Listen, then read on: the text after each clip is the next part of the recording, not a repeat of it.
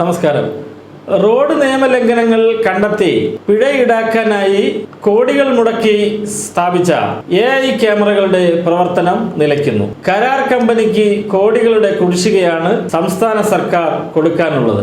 പണമില്ലാത്തതിനാൽ നിയമലംഘനങ്ങൾ കണ്ടെത്തിയിട്ടും ഒരു മാസമായി കരാർ കമ്പനിയായ കെൽട്രോൺ തപാൽ മാർഗം നോട്ടീസ് അയക്കുന്നില്ല.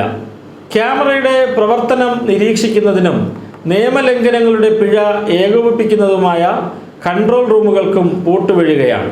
ലക്ഷങ്ങൾ വൈദ്യുതി കുടിശ്ശികയായതോടെയാണ് ഇത്. KSEB ബില്ല് കൊടുത്തിട്ടുണ്ടെങ്കിലും കമ്പനിക്ക് ഇതുവരെ കുടിശ്ശിക അടയ്ക്കാൻ കഴിഞ്ഞിട്ടില്ല. കരാർ പ്രകാരം വൈദ്യുതി കുടിശ്ശികയുൾപ്പെടെ നൽകേണ്ടത് കമ്പനിയാണ്. എന്നാൽ സർക്കാർ പണം കൊടുക്കാത്തതിനാൽ കമ്പനിക്ക് അതിന് കഴിയുന്നുമില്ല. പണം കിട്ടാത്തതിനാൽ KSEB കൺട്രോൾ റൂമുകളുടെ ഫീസ് ഊരാനുള്ള സാധ്യതയുമുണ്ട്. അതോടെ കേരളത്തിലെ AI ക്യാമറകളുടെ പ്രവർത്തനം പൂർണ്ണമായും നിലയ്ക്കുന്ന അവസ്ഥയാണ്. ക്യാമറ നിയമലംഘനം കണ്ടെത്തിയാൽ വാഹന ഉടമയ്ക്ക് ഫോണിൽ ഉടൻ അറിയിപ്പ് ലഭിക്കാറുണ്ട്. എന്നാൽ ഫോൺ നമ്പരും വാഹന നമ്പരുമായി ബന്ധിപ്പിച്ചാലേ ഇത് സാധ്യമാകും. അല്ലാത്തവരുടെ ഫോണിൽ അറിയിപ്പ് ലഭിക്കാറില്ല.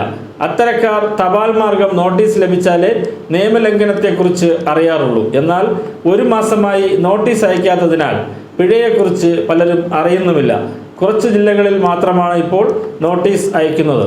ക്യാമറകൾ സ്ഥാപിച്ചതിൻ്റെ പണം ലഭിച്ചില്ലെങ്കിൽ കൺട്രോൾ റൂമുകളുമായി മുന്നോട്ട് പോകാനാകില്ലെന്നാണ് കെൽട്രോണിൻ്റെ നിലപാട്. ക്യാമറകൾ സ്ഥാപിച്ചതിൻ്റെ ആദ്യ ഗഡു പോലും ലഭിക്കാത്ത സാഹചര്യത്തിലാണ് കമ്പനി കടുത്ത നിലപാടിലേക്ക് നീങ്ങുന്നത്. ആദ്യ ഗഡുവായി സർക്കാർ കെൽട്രോണിന് നൽകേണ്ടിയിരുന്നത് 11.79 കോടി രൂപയാണ്.